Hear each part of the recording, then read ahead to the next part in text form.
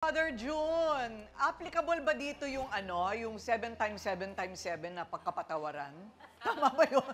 Hindi ba may nasa Biblia? Oo, You have to be ready to forgive 7 times 7 times We 7 should. times? Ate Coring, we should. Pero, ang punto rito, dapat pa ba silang magsama? Yon. Una, sa tagal-tagal ng kwentuhan ninyo dyan, Kring-Kring at saka Noel, iniintay naming tatlo rito ang depensa ni Kring-Kring doon sa mga sinasabi ni Noel na silosa siya, ayaw siyang pagtrabahuhin, so and so and so. Wala kaming nadidinig na depensa. Totoo ba?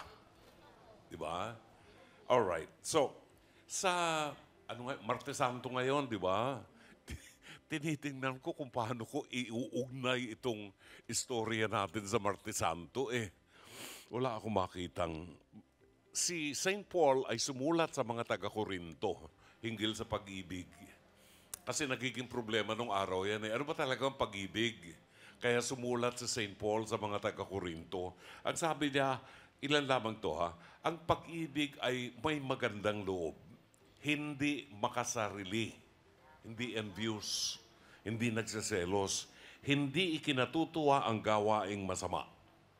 Yun lang yung ilan doon, Mahaba yan So, kailangan ibalik natin ang Diyos sa buhay natin at ayusin yung buhay nyo. So, pag-aralan nyo mabuti, Lalo may anak ka na. Baka sa susunod niya, makatatlong bata ka na iba-ibang ama. No? Pag-aralan mo mabuti bago makipagrelasyon uli.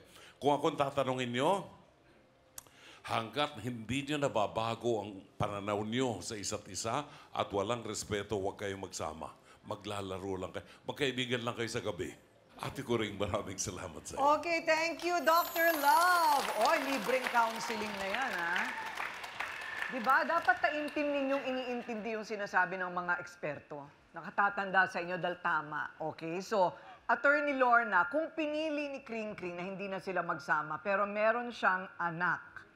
So, ano yan? Ano ba? May halaga, di ba, na dapat ipangsustento ni Noel sa anak. Ano ang karapatan din ni Noel sa anak? Halimbawa, mapatunayan sa barangay o sa korte, bayolente. Bayolente talaga siya. Nagbabasag, naglalabas ang balisong. Hindi ba pwedeng gawing basihan yan para kunin ang anak mo sa'yo? Tama ba? Tama yan, Although sa batas, legally, pag 7 ang below, ang priority sa anak ay ang nanay. Pero hindi absolute yung rule na yan. May exception. Kunyari, violente ka o ina-abandon mo kasi busy ka, nangangalakal ka. Titignan ng batas yan, ng DSW, May home visit yan. Miski na hindi kayo kasal, pwede ka magdemanda ng support. Illegitimate yung anak nyo, pero ang suporta ngayon sa family code hindi na tatay lang, Pareho kayo dapat magbigay ng support. Mutual yan. Mutual support yan. Ngayon, ang nakikita ko, hindi na sila pwedeng magsama ulit. Kasi, number one, wala na yung hindi nila naintindihan yung tinatawag na obligasyon, marital obligations, but also applies to live-in relationship. Number one, yung loyalty. Loyalty. May nangangalawa ba sa'yo? Katapatan, Number two, mutual trust and respect. Hindi na kayo nagre-respeto sa isa't isa. Nagulat nga ako, sabi ni Noel, miski na mahal niya si Kring-Kring gagawin ko na ilang beses na sinabihan ng sinungaling ka, Hindi maganda yon yung sasabihin mo sinungaling ka, tapos mahal mo pala. My advice sa inyo, meron namang solo parent act, Kung hindi kaya ni Noel, habang hindi pa siya nagtatrabaho, mag-apply ka ng solo parent sa barangay. Kasi qualified ka, 2 yung anak mo, wala kang legal na asawa, pwede kang mag-apply doon. Para hindi ka na, mag-asa kay Noel. Baka ayaw talaga ni Noel na magsama kayo. Naghahanap lang ng dahilan. Yun lang. So meron ka na bang solo parent? Wala. Kailangan mong irehistro yan sa barangay. Kailangan may talaga nagtuturo sa inyo. O, so, yung grupo namin, tuturuan ka para makakubra ka ng solo parent. Namimili, ma'am. Oo, namimili. O, talaga namimili. Namimili Pero sila. if kung Kahit butante po siya, Hindi, namimili kahit siya. kwalipikado siya, Namimili sila. kami ang kaharap niyan. Kami. Okay, so titingnan natin kung talagang kwalipikado o hindi. Kami na nga ang magtatrabaho para hindi kayo maloko. Okay? O sige. O ngayon, Doc Camille, ano ang magiging epekto naman sa anak na parati nag-aaway? Ito ha, katotohanan to ha. Kasi ang tanong ngayon, hindi sapat yung nagmamahalan kayo eh. Ito ba ay effective ba ito? Alam mo yung will it work? Ito ba ay magiging maganda para sa inyong dalawa na magsama kayo ulit? Kung minsan ang pag-ibig ay hindi sapat. Paano yung mga anak ninyo kung parati pa rin kayo nag-aaway at wala ka pa rin trabaho? Doc Camille. Okay, ate ko rin, ang laki ng impact nito sa mga bata. Lalo na itong anak mo ay baby pa, di ba?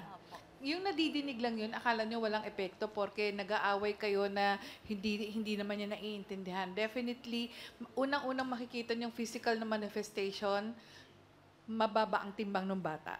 Hindi siya yung tipong magkakaroon ng konting delays. At the same time, kung sabihin nyo sa pag-aaral din niya, magkakaroon ng difficulty na imbis na ma-motivate siya na madali siyang mag-aral, gusto niya yung maging masipag siya, nawawala yon. Dahil kasi, parang kung ano yung nararanasan mo, lalo na dyan, kring-kring, kung ikaw ay nadidepress, pwedeng yan, magiging depressive din yung anak mo.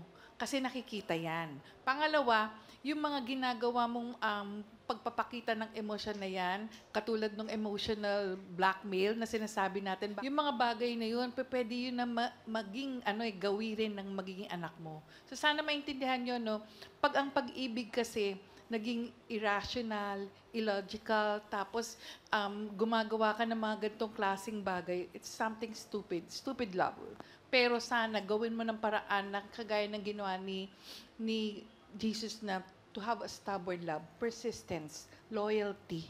So yung ganitong klaseng pamamaraan, kung talagang mahal mo yung tao, marunong ka magpatawad at intindihin mo kung gusto mo talagang maging maayos yung relasyon. Pero kung wala ito, hindi ka magpakumbaba, wala yung pagpapatawad, tigilan na lang natin dahil kalokohan na yan.